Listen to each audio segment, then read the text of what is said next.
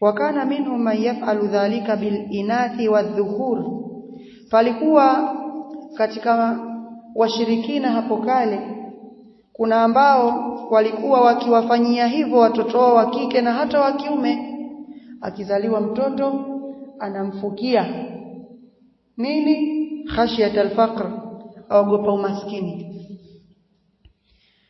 Na kwa munasaba kile kisa kinachotajwa kwamba Omar ibn al-Khattabi siku moja alipata mtoto wa kike, mkewe alijifungua mtoto wa kike, akafukua shimo amzike, amfukie akiwa hai.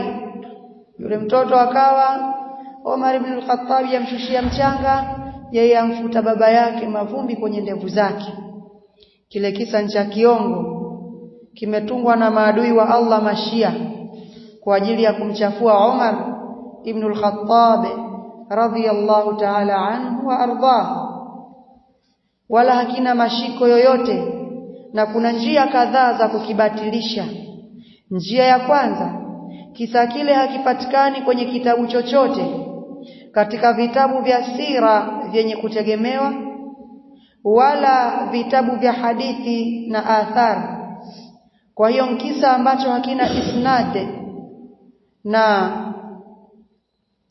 sisi tunayo kanuni al-isnadu min ad-din, walaula al-isnadu laqala man shaa ma shaa. Isnadi ni katika dini. Kama pangekuwa watu wanazungumza tu bila isnadi kwenye yale wanaoyasema, angesema atakaye kusema akitakacho kukisema. Kwa hiyo Abdullah ibn Mubarak kama sijakosea anasema kanu la yasaluna al-isnad, walikuwa watu hapo kale hawaulizi isnadi. Sikumbuki vizuri kama ni Abdullah ibn Mubarak au ni Hasanul Basri. Walikuwa hawaulizi isnad, yani mtu akisema tu qala Rasulullah wanakubali.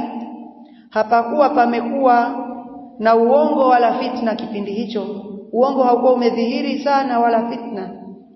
Walamma waqa'atil fitna, ilipotuka fitna, qulna sammu lana rijalakum, tukasema kila anayeleta habari anambia tutajieni wapokezi wenu.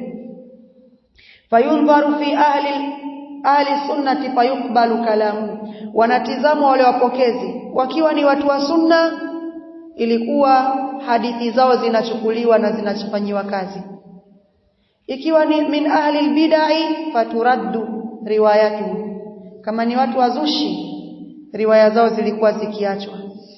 Na wameafikiana ulama rahimahumullah, ulama wa hadithi, kwamba hamna hadithi sahihi inayopokelewa na Rafidhi. Hamna hadithi sahihi, yani hamna kupokea riwaya kwa mtu ambaye ni Rafidh, ni katika Shia Rafidha, hadithi yake haikubaliwi, ni dhaifu, bali ni katika vigawanyo vya hadithi mbaya kabisa, maudhu. Kwa sababu gani? Al-Imam Shafi rahimahullah asema ma raitu ahada min ahli al-ahwa'i wal bid'i ashhada bizuri min ar-Rafidha. Mimi sijapata kuona, Imam Shafi ndiye asema, mimi kwa umri wangu na ilmu yangu na kuvizoea kwangu vikundi na kuyachunguza yaliyo ndani yake, sijapata muongo na mwenye ushahidi wa uongo kama Shia. Huyo ni Imam Shafi rahimahullah ta'ala asema hivyo.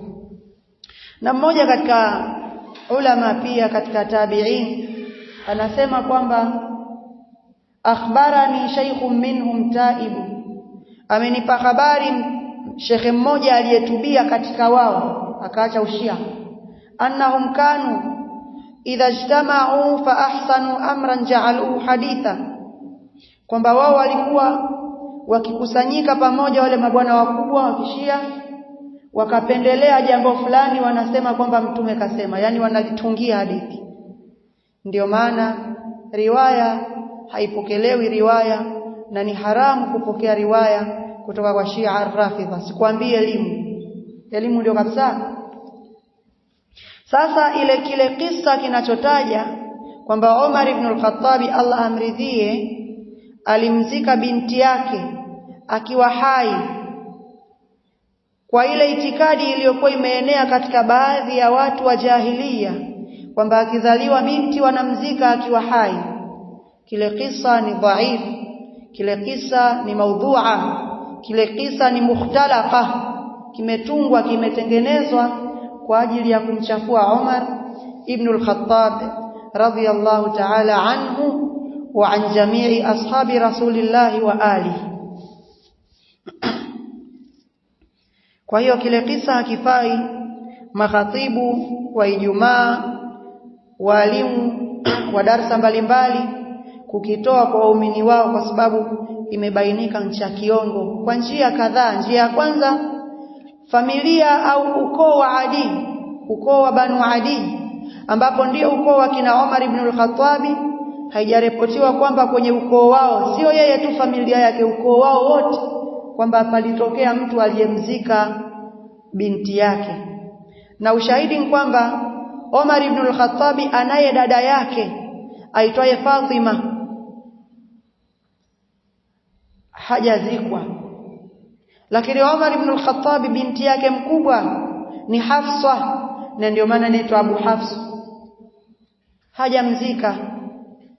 Hajamzika binti yake yule mkubwa Hafsa, bali alikuja akaolewa na Mtume sallallahu alayhi wa ala alihi wasallam.